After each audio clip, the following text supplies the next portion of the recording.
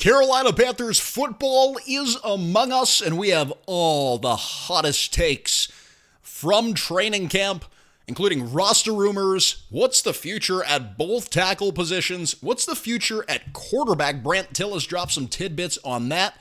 Who's shining? The Panthers are going to need a lot of players stepping up, filling big shoes in unexpected ways. I think the story of this week was Brandt Tilis discussing Taylor Moton's future with the team, discussing Bryce Young's long-term future. And Brandt, are you going to be joining the show later? Roger. That is the voice of the battle droids running the team in Charlotte. Brandt, what do you think of Ikem Ekwonu's long-term future with the Carolina Panthers? Uh-oh. And how about giving Bryce Young a substantial contract extension after those last few games of the season in 2024? Uh-oh. I know you listen to the tone, Brandt. What do you think of the tone? Intruder alert! So that is Brandt Tilis. We're going to hear from him again later in the program. And the story of the week is Taylor Moton. Here's the clip of Taylor Moton reflecting on his time in Charlotte, has raised a family here. And just minutes after this clip, Brandt Tilis actually faced reporters and did, to his credit, give a very emotional, empathetic answer, talking about how it's difficult personally for him to cut ties with players and let guys walk. But he also gave us some very business-minded words about how he and the Panthers front office are treating the future in Charlotte. So here's first Taylor Moton talking about his future with the Carolina Panthers. I'm a little emotional about it.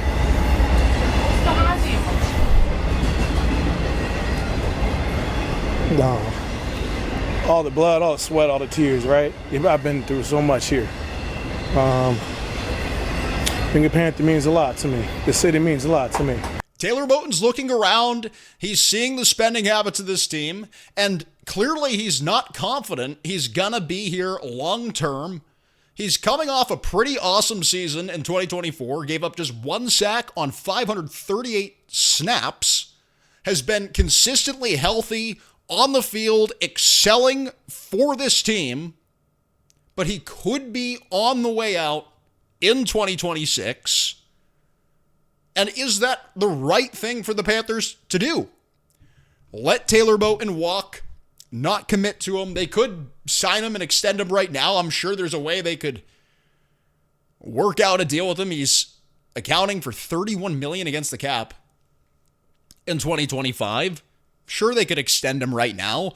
And I personally don't think he would be getting that emotional if he really thought that at the end of the season, when push comes to shove, the Panthers are going to give him an extension.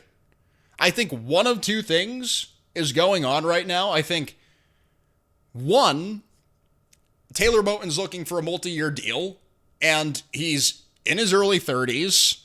He hasn't been injured per se up until last year, where he played 14 games, but the Panthers are a young team. They've invested substantially on the interior of that offensive line with Robert Hunt and Damian Lewis. You have a young left tackle who you're hoping can blossom. Why give this guy a contract where you're not necessarily overpaying, but you would have to be in a win-now mode to give Taylor Moton a multi-year deal where he's going to be making $30 million plus a year, or whatever the number is. And I think in that same breath, another thing the Panthers are weighing into this is, well, what do they have at quarterback? What do they have at left tackle? Brandt Tilis, later in his press conference, talks about how Bryce Young and Ikem Ekwonu are ascending players. Ascending. That's how he classifies Ikem Ekwonu and Bryce Young. Bryce is an ascending player. And he said that in the context that he doesn't want to make any promises or commitments. These are his words. I don't want to sit here and make any kind of promises, any kind of statements about what we're thinking about Bryce Young's future and his contract.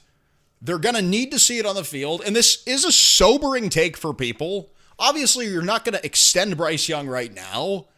But just the fact that there's hesitance to commit to him and there's hesitance to call this guy your franchise quarterback for the next 10 years, there is uncertainty permeating throughout the Panthers front office, and they're not going to give big money or a win-now deal to Taylor Moton when you might not be tearing this thing apart in 2026 if it goes wrong, but you're also not confident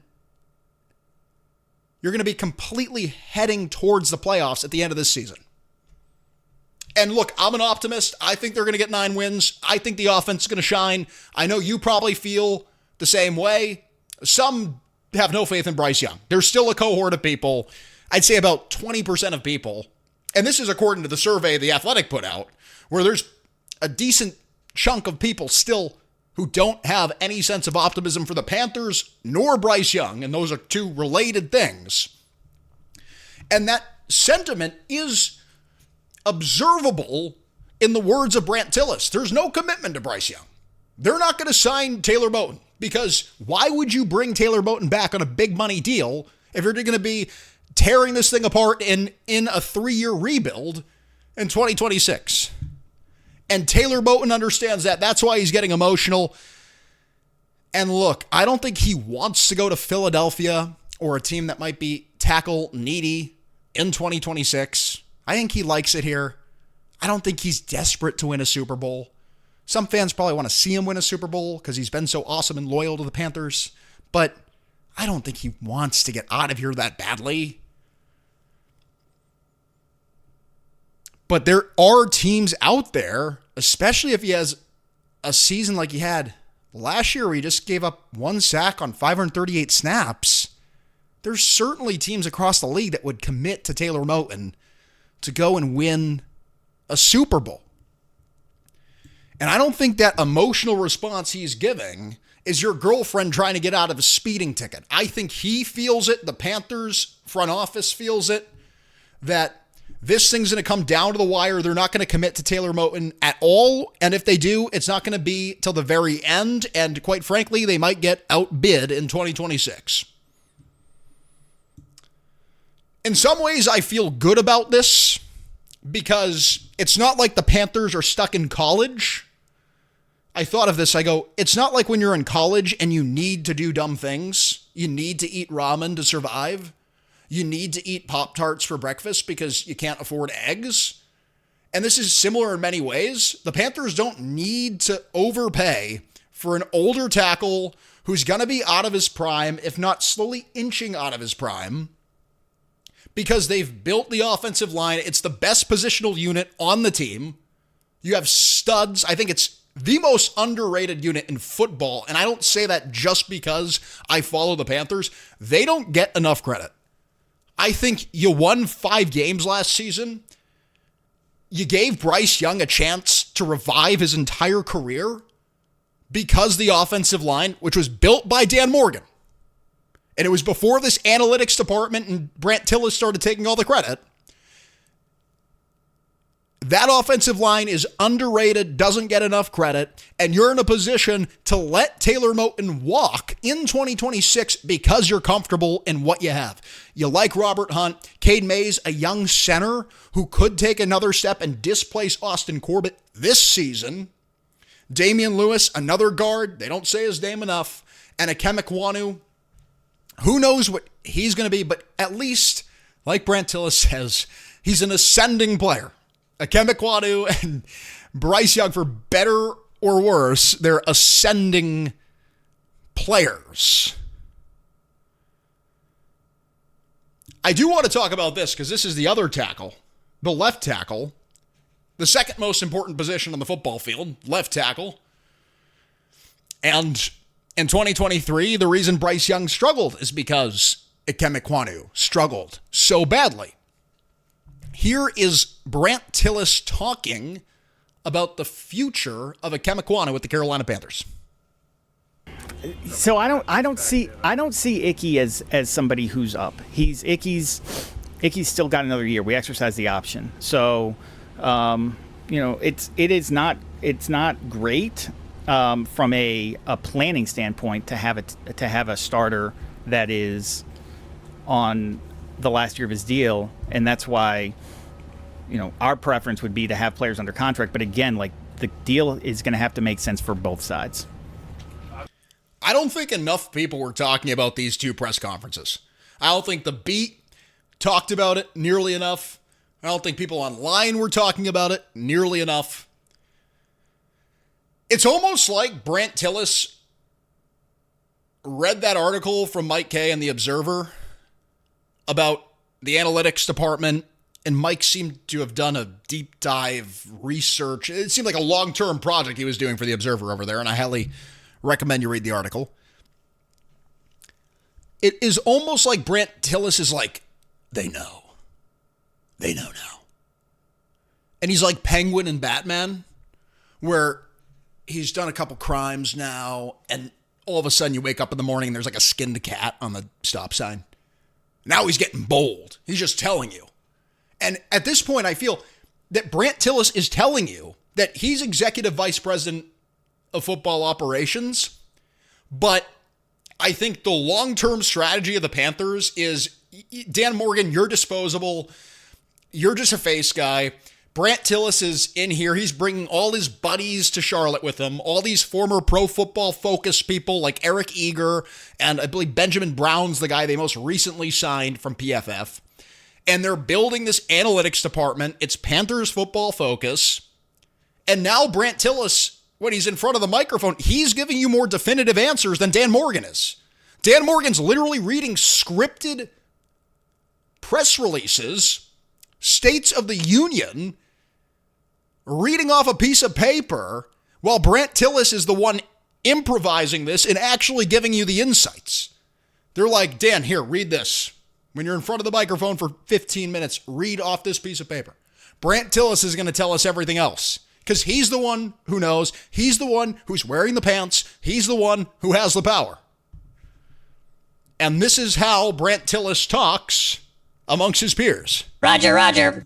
And this is what Brandt Tilis says when he has to go to bed at night and he's thinking about paying Bryce Young a long-term extension.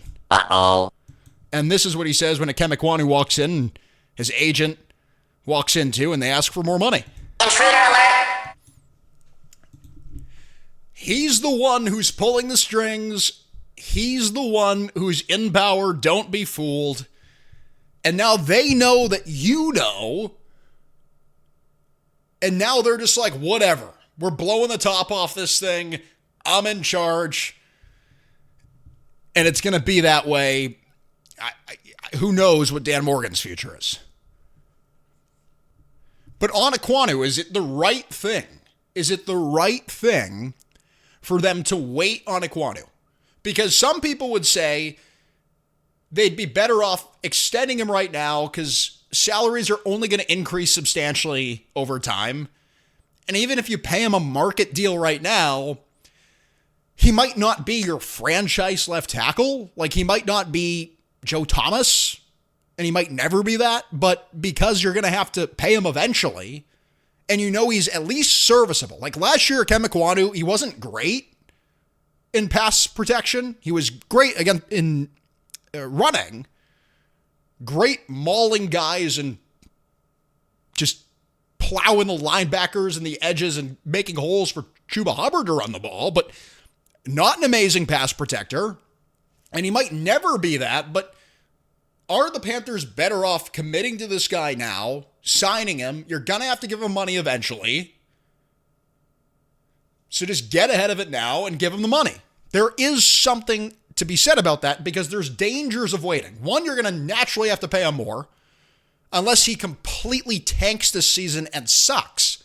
That's the only way you're smart waiting, is if he's really bad this year and you're just willing to let him walk after 2026, after his fifth-year option is over.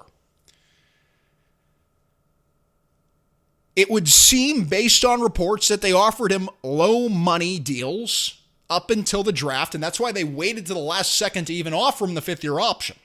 Because I think what happened, and this was reported by Joe Purse and other people, is they were talking, the agent Ikem Ekwonu, his party, and the Panthers were talking. Nothing materialized. And then right at the last second, I believe the deadline was May 1st, he accepted the fifth-year option. Is this the right way to handle it? And I think Brandt Tilis' uncertainty in that clip, especially at the end, is he wants to have players under contract. He says it, but because you don't know what Ikem Ekwonu is, he's a quote-unquote ascending player. Doesn't mean he's good, but doesn't mean he's bad either. You don't want to commit to him like he is someone you want to build around, especially at left tackle, which is the cornerstone of the roster, besides obviously the most important position in sports, quarterback. We're going to go to break quickly. We will be back more with updates on training camp. Stay tuned. Folks, you're in the right place. The tone will guide you. I'm wearing my electromagnetic wave protection. It's a tinfoil hat. AlexBonesFootwears.com. And I just want to say that they are literally building a spaceship under Bank of America Stadium. They are shuttling millionaires underground so they can then go into the spaceship, ascend during game day, and watch Bryce Young from space.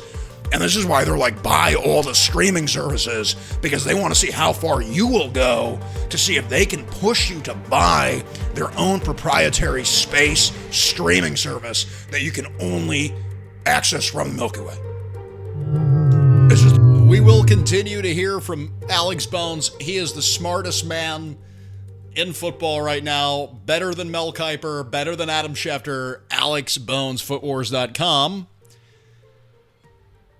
This is a guy that needs to break out in 2025. Chow Smith-Wade, he says he feels like a 10-year vet at the nickel position. And whether it is a safety like Damani Richardson or a nickel corner like Chow Smith-Wade had the interception last season against Philadelphia, someone needs to help this secondary for the Panthers if this defense wants to be good enough to win at a high level in 2025. He's my breakout candidate, him and Ja'Tavion Sanders. Because I love Ja'Tavion Sanders. I actually think it's feasible that he is a 700-yard tight end. And I've mentioned it before. I have a lot of faith in the second-year tight end out of Texas. Chow Smith-Wade, it's a little bit emotional, my connection to him. I like his profile, underrated, slower in college, I believe a fifth-round pick, fell in the draft because of the physical concerns, but I think he's got football instincts, and he was a playmaker at the college level. And that's why he was drafted in the first place, and he showed that last season at times. I like this quote from him. I feel like a 10-year vet at the nickel spot. Reporters are high on Chow Smith-Wade. He's intercepted Young a couple of times. I think this is the guy on that defense that is likely to break out, is likely to be that underdog that breaks out. So there's Damani Richardson, there's Lathan Ransom. Those are some other names. And then there's the Corey Thornton, undrafted free agent at corner. A bunch of corners in camp. Big undrafted corners that they have playing out there. And the depth is a concern, but I think Chow Smith-Wade gives you a chance to be successful with the existing secondary if he can pop. And he's going to have to really pop because it's just J.C. Horn. At this point, it's just J.C. Horn. Mike Jackson, serviceable. If he's your corner two, I think you're probably considered very, very weak. Very, very weak in the secondary if he's your CB2 compared to some other teams across the league. But if Chow Smith-Wade in the nickel, and he played outside, so the thing is he's a nickel corner at the NFL level, and that's his role in the Panthers, but all through college he was outside. That's why it's amazing that he's thriving in the nickel. I think if he can do both, if he can almost be like a swing corner, then that would be ideal for the Carolina Panthers, who are high on Chal Smith-Wade, you have to remember this. Remember this. The Panthers are purposefully not signing players on that defense. Dan Morgan said it. He read it. The Carolina Panthers are looking for answers on the roster. Chal Smith-Wade is exemplary of that. Looking for answers on the roster. Jair Alexander, you go to Baltimore. 1 year, $5.5 million for Julian Blackmon. See ya. We don't want you. We're going to stick with Damani Richardson and Lathan Ransom at safety. This is the game they're playing. They have to reap what they sow. If Chal Smith-Wade doesn't break out, if Damani Richardson is not a good safety, they get blamed. They're the ones who have cap space. They're the ones who let Jadeveon Clowney go. And they have the cap space to sign guys. They are purposefully putting all the chips into the middle of the table, investing in young, unproven talent on this defense. And if it doesn't pan out, you will hear it from this channel. Believe me. And I know you'll give them hell too, rightfully. Because I know we think very similarly. And if we don't, you let me know in the comments. And that's the beautiful thing in all this is you keep me honest. You're a lot smarter than me. I just have a loud mouth. I have to continue to say that as much as I can. Related to the corners is Tetairoa McMillan, who I get so freaking upset. I love the staff writers. I love everyone who writes about this team. I love the coverage. I love the beat. I love Joe Person. I love Mike K. I love them all. David Newton, everyone. He gets a lot of heat. I get it. I love all of them.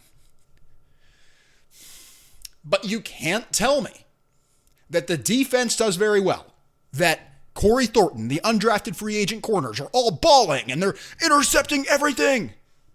And it's like, he has 5 picks and you should see Chal Smith-Wade. Like, he literally just laid out everyone and intercepted the ball. And then at the same time, Ja'Tavion Sanders is catching tutties. And at the same time, Tetairoa McMillan is jumping over the defense and catching everything. But like, both sides are good. Both sides are performing. Chal Smith-Wade's the best corner in football. He's Peanut Tillman. Freaking Tetairoa McMillan is Calvin Johnson. And when you're looking at it, it's offense versus defense. It's a zero-sum game. It's a zero-sum game. So this is what you listen to the tone for. Because I read into this stuff. I read into all this. I mean, I'm reading all night. My eyes are bloodshot. My friends are like, we don't see you. Like, we don't see you. Where do you live? I'm like, in a cave. There's no air conditioner here. It's like 100 degrees because my takes are so hot. And I'm just reading the Observer. I'm reading the Athletic because I need to understand. I need to understand. And everyone seems to think the corners are really good. The receivers are really good. But you can't have it both ways. This is a guy who admitted to the media that he struggled, Tetairoa McMillan. And he was struggling early on in practice. Canales spoke on it, didn't give us much. Today, I don't have the clip for you, but he did admit to reporters that he got his butt kicked early on. And Canales is showing McMillan tough love. Did it with Xavier Legette last season. I think Canales as a coach is similar to Ron Rivera, but I don't think Canales has a military background off the top of my head, but he's a merit-based coach. You have to earn it. Snaps are earned. Snaps are earned. And he's not going to call Tetairoa McMillan the number one wide receiver, the superstar, and glaze him. He's not going to do that. And I give him a lot of credit for that because players have such big egos these days, especially a guy like McMillan, who I'm not saying has a bad personality, but 2 consecutive 1,300-yard receiving seasons in college probably comes with quite the ego. Canales is pressing this guy. I almost think he's signing some of these corners because all the corners on the roster are just big, tall, strong corners. I almost think he's signing them to give McMillan a tough time in training camp. Like, hey guys, press this guy a little harder than he normally would. Go a little harder on this rep. And I think some of that is happening. I think it's a really good thing for McMillan. It's interesting for the development of the cornerback room because it's similar to what Seattle has. Historically, like Brandon Brown or Richard Sherman, the Legion of Boom, big, tall, strong corners. Before Canales left, they were building it that way. Now they have Witherspoon and who's the other guy over there? Woolen. Big corners, physical corners. So a similar insight into the Panthers defense, but also beneficial for Tetro McMillan, who struggled. Canales said he's had some pretty bad plays throughout camp, but now he seems to be popping. This guy has had no bad plays. Jimmy Horn Jr., who's running with the first team offense. Okay, he's running with the first team offense. This is late round pick, Jimmy Horn, undersized, 40 time was bad. And it just seems like every turn, it's something better. He's faster than we thought. He's a better route runner than we thought. I think it was J.C. Horn today who did Kay Adams' show, and he said that Jimmy Horn is blowing by guys, and he plays stronger and taller than he is. He's a smaller receiver. I wouldn't be surprised if this guy has a big role. I think already he has the Devin Tompkins role. Devin Tompkins came from Tampa Bay, was with Canales in 2023 in Tampa, came to Carolina, and played in 7 games last season, suited up, and they did the little jet sweep, the option routes with him. So I think that is Jimmy Horn's role right now, is he's that gadget receiver, but based on what we're seeing in campus, he has all the potential in the world to grow. And Jimmy Horn's doing so good. I'm watching the clips. Carolina blitz. She posted on X. There's been a bunch of clips of these routes that Jimmy Horn is running in practice.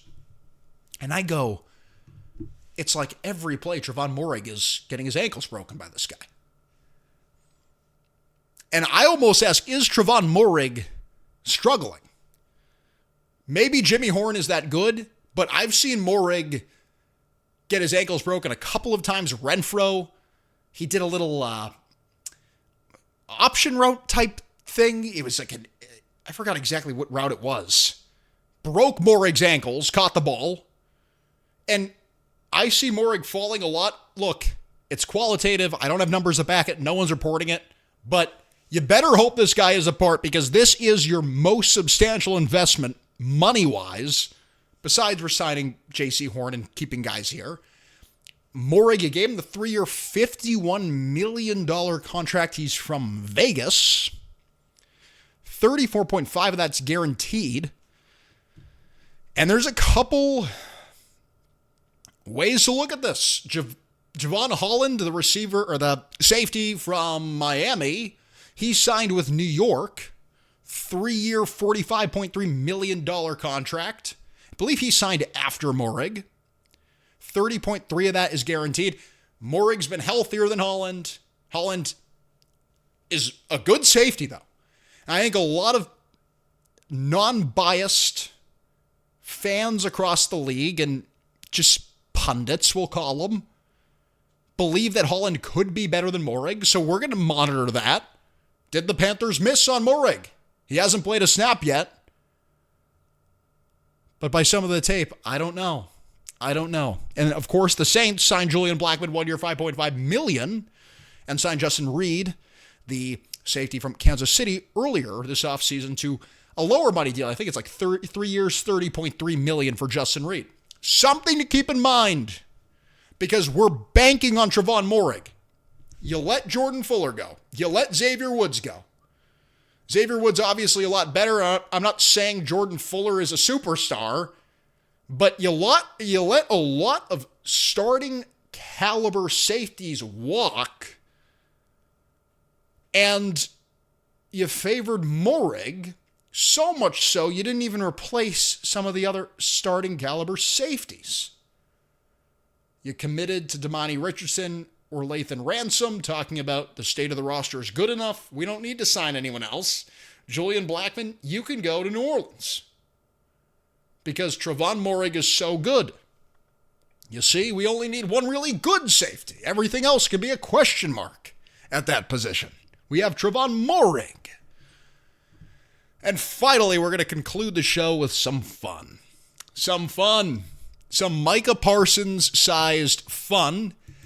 This news broke today. I saw people online saying the Carolina Panthers should pursue linebacker Micah Parsons from Dallas, who posted like a Bible on X about his negotiations with the Cowboys. He feels he's being wronged.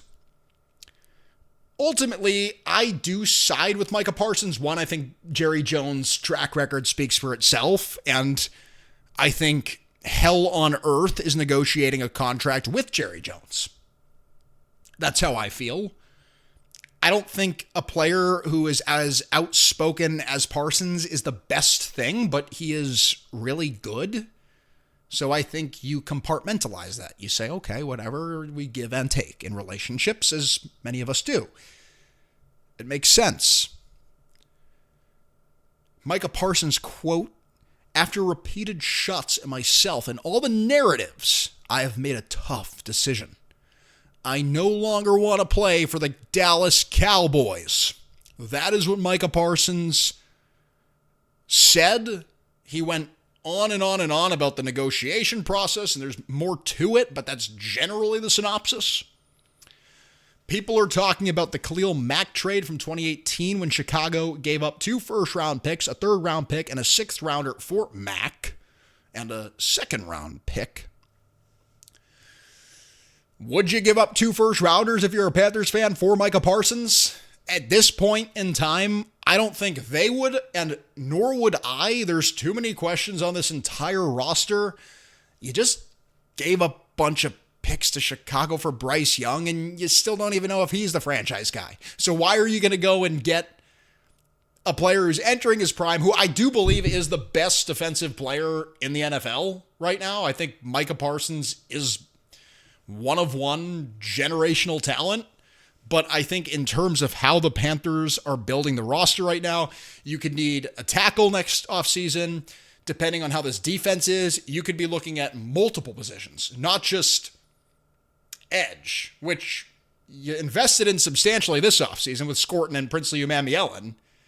Next offseason, I want the Panthers to draft an inside linebacker, but they might need a tackle on offense. They might need another corner. They might need a good safety. If you could get a guy like Kyle Hamilton on this team, if you could draft a player like that, generational safety, could even do that. There's too many holes on this team right now. Even if this team overperforms and has 10 wins, I still look at the first round picks as very valuable.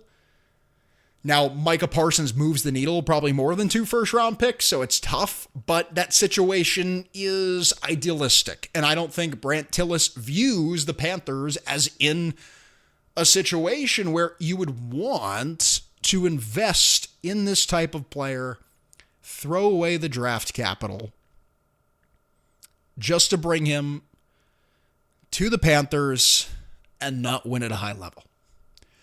That is it for this segment. Thank you so much for tuning in. This is The Tone.